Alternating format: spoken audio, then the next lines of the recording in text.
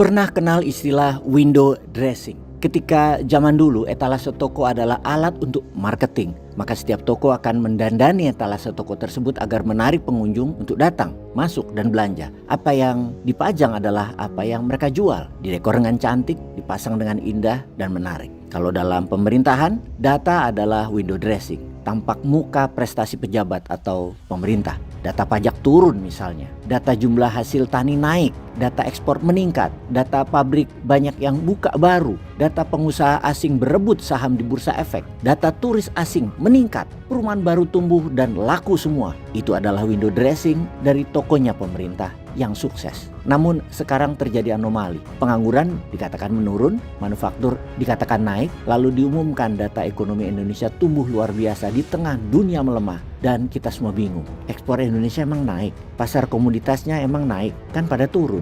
Nikel bukannya turun, batu bara bukannya stuck, impor Indonesia bukannya tinggi, pengangguran tinggi banget, kok naik datanya? Ini window dressing pakai data apa? Di atas kertas saja angka ini terlihat indah. Bagi pejabat di atas ini kabar gembira bahwa roda ekonomi Indonesia berputar kencang di tengah gejolak global. Namun semua orang meragukan data tersebut. Hal ini harus di-challenge tentunya. Mengapa? Karena terlalu rapih, terlalu optimis, terlalu jauh dari denyut yang terasa di pasar, di warung kopi, di pabrik, bahkan di dapur rumah tangga. Data dan metodologinya yang pertama harus ditantang karena jelas-jelas pengukuran data dan metodologi angka kemiskinan misalnya di tahun 2025 versi BPS kemarin itu bertentangan dengan metodologi perhitungan angka kemiskinan dari lembaga internasional. Hasilnya terlalu bias, tidak mencerminkan kenyataan di lapangan dan lebih banyak bersifat politis. BPS tidak menggunakan metodologi angka kemiskinan yang diterapkan lembaga internasional yaitu World Bank atau Bank Dunia tentunya. Di mana BPS masih menyajikan metodologi dengan kondisi negara Indonesia berada di kelompok negara berpenghasilan rendah atau low income country, padahal Indonesia oleh lembaga internasional sudah ditempatkan sebagai negara berpenghasilan menengah level atas atau upper middle income country. BPS masih menggunakan batas orang miskin yang berpenghasilan $2,5 PPP atau purchase power parity-nya per hari, sehingga didapatkan jumlah orang miskin di Indonesia hanya sekitar 24 juta orang saja. Padahal jika menggunakan metodologi lembaga internasional, orang miskin ekstrim itu kira-kira penghasilannya adalah $5 purchase power parity per harinya atau sekitar Rp756.000 per bulan. Maka angka kemiskinannya kalau pakai metodologi itu adalah berjumlah 68 juta orang. Bahkan Bank Dunia menggunakan standar kemiskinan Indonesia sebesar $6,5 PPP per harinya. Jumlah orang miskin Indonesia itu menjadi 68% atau sekitar 190 juta jiwa. Itu jauh sekali bedanya. Bayangin 24 juta dengan 190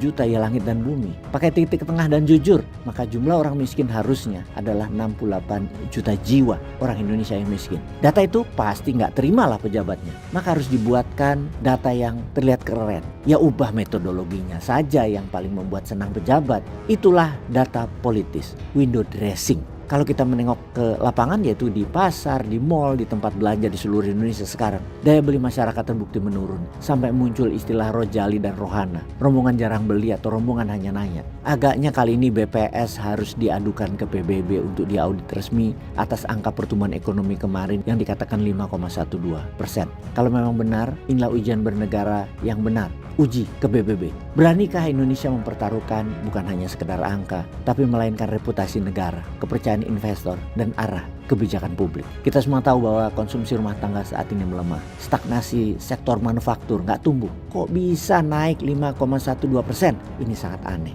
Bisa-bisa jadi pembohongan publik ini. Tapi memang kebijakan berbasis data yang tidak akurat adalah seperti kapal yang berlayar dengan peta palsu. Indah di atas kertas, tapi menyesatkan di laut lepas. Sahabat, saya tunggu komen Anda. Peace.